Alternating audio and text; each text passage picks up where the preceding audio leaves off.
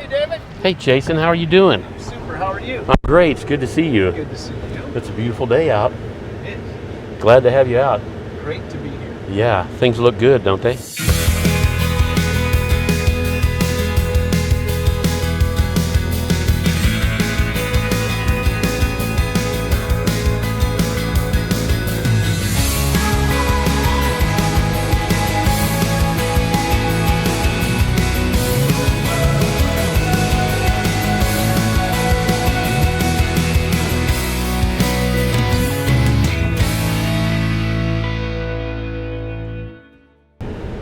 How long we've known each other? So I think it was pretty close to about 4, maybe 4.5 years ago. You just made your intro at Kaufman when we met. That's right. And I said, hey, if you ever want to talk, let's do it. And you called me the next morning for breakfast. Still have breakfast. Yeah, and it was a mark in time there for what's been a great experience for me, being part of what Farmobile's doing and what their goals have been and how they continue to change. So we call you a founding farmer. You're one of the, we've got 20 farms that we initially went out to and really built the product with a lot of input on figuring out what we needed to do and what we would be able to do that to bring attention to the data value and I think just the whole ownership issue. What are some of the things that you're able to do when you have a puck on a piece of equipment? I think our first initial great step was being able to monitor everybody's movement. We've got multiple machines and multiple operators, being able to monitor everybody's movement, what they were doing, what they were accomplishing, even compare operators' production to each other, and teach new operators from what our successful operators have done to try to get better. The question I get all the time is, why would a farmer ever want to sell their data? You ever heard that one? I'm always confused by farmers and the mentality that what we do doesn't have more value than what it does. I think we're so used to everybody extracting income from us, we sometimes forget that everything we do should have value, and everybody uses data. Every industry uses data. Every decision made in marketing, everything is done by data. We're providing that data, and up until Farmobile and your effort to monetize it and sell it, there's already people out there that are extracting it, using it. Why should we not be able to participate in that income stream? It's our data. We're the ones creating it. So I think that's a huge issue. And again, we now for the first time have an opportunity to produce an income stream, a crop, which would be data, and we can use it again and again and again. And we don't have the overheads we have in all the other crops. Every time we produce any other commodity, it's tons of overhead, and we can only sell that commodity one time. Yeah. What an opportunity to be able to sell data more times. The more data we get, the more valuable it becomes. The more years we accumulate, the more valuable it becomes. It's like you are on your way to building something that is real dollars to people, not promises of savings or those kinds of things. It's real income. Another one of the questions I get all the time is, John Deere's already doing this. The big companies are already doing this. And I think what's really important there for people to realize is that in the old days, the companies with the most money were the ones that were able to use data in the most efficient way because they had a budget for it. Whereas smaller companies and really the individuals didn't have the ability to do the same things with the data. But now, with this thing that we call cloud and that computer you have in your hand, suddenly it shifts the balance of power pretty quickly to the people that can gather and organize what they have and puts them on a level playing field. And I think that's something that's oftentimes missed in the market. Again, so much of our industry is about extraction of income from the farmer. Everything flows from it. The fertilizer, the chemical, the seed, the use of machinery, service people that come and serve, all those things extract money from us.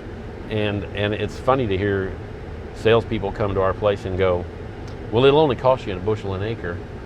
Everybody wants to take a bushel from me. Nobody wants to give me anything back. And so at the end of the day, we're the ones taking all the risk and assuming all the overhead costs and getting slimmer and slimmer margins. I think it was you that even brought my attention to what 10 years ago the farmer was receiving 30 cents of every dollar spent on food at the farm gate. Now it's 16. So I think that clearly shows that the balance of power has shifted to the suppliers versus the guys that are taking the risk. So you have to ask yourself, how long can we survive that? Agriculture is one of the largest industries in the world that has the least amount of data right now. It has the least amount of data collected now. What's interesting though is the technologies that have disrupted retail and, let's say, media are the same technologies that we can apply to agriculture. So I think there's a big shift coming, and it's going to be really anchored around the farmer's ability to collect data, because you can now turn every one of your fields into a research facility. We always used to wonder when the seed companies brought research around, how it was done, how it was put together, and you've got 10 foot a row and a small combine, and who knows gathering the data, and you got to know they pull the best data out and leave the data in the plot that they want. The seed companies don't tell you about the bad products that they have? No, I'm thinking not. Oh, okay. Not always. So at any rate, this allows you to actually have your own research facility. And I always wondered when they would bring research around, it's not even close to my area. Yep. or my soil type. I can literally try varieties and extract certified information that's accurate on my own farms. And that allows me to keep it and pass it on to generations behind me, and to look at things.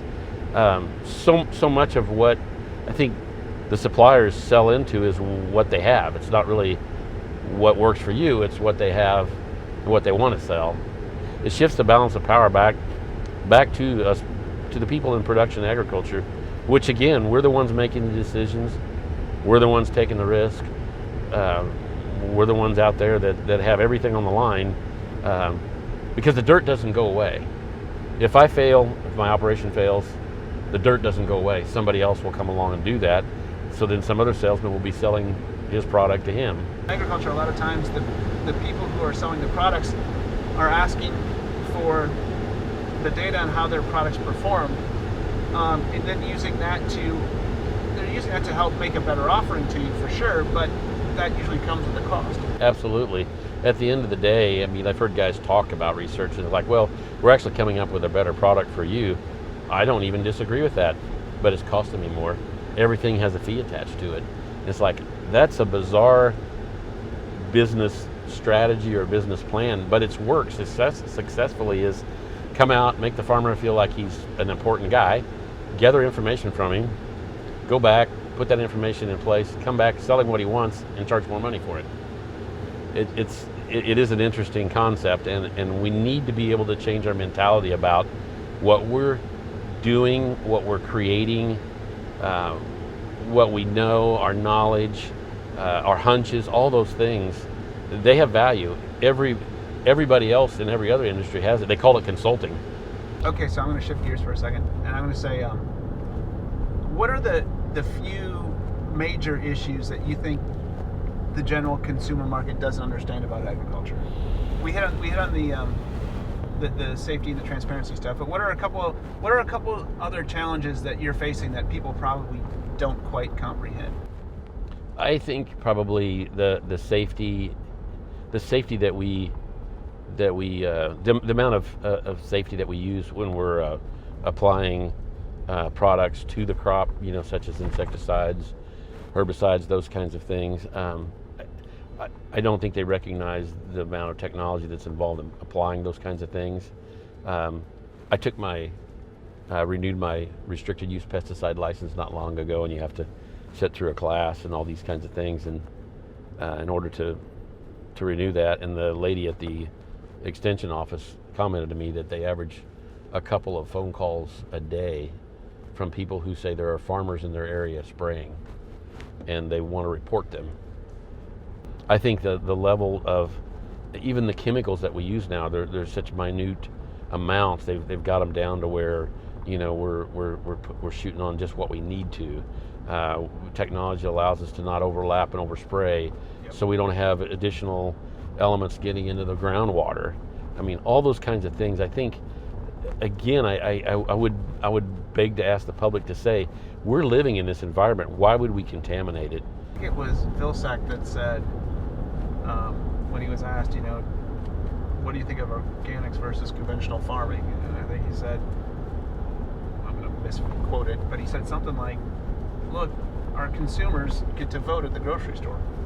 Absolutely. And I think that's one of the really, really, true statements about agriculture. I think we're starting to differentiate products that get on the shelf, and I think if some people want to, feel comfort in purchasing this product versus this product, they vote with their wallet. Absolutely. And it's interesting because we are seeing the organic, we're even seeing the non-GMO thing get legs, but people are willing to pay for it. Now there again, here comes something that, what I see in all that is that the grocery store, I'm not making him the bad guy, or the person between the farmer, there's still not premiums built into those things at the farm gate. Yep. What'll change it. You do all these things extra to manage this product that people say they want. They won't, the processor won't pay extra for it, but then he'll market it as a non-GMO product and then charge the consumer extra. So how do we manage that? I think, and again, it comes back to, can we put a price on our product, because we can now give it credibility, we can give it accountability, we can give it transparency, and this is what we're doing on the farm.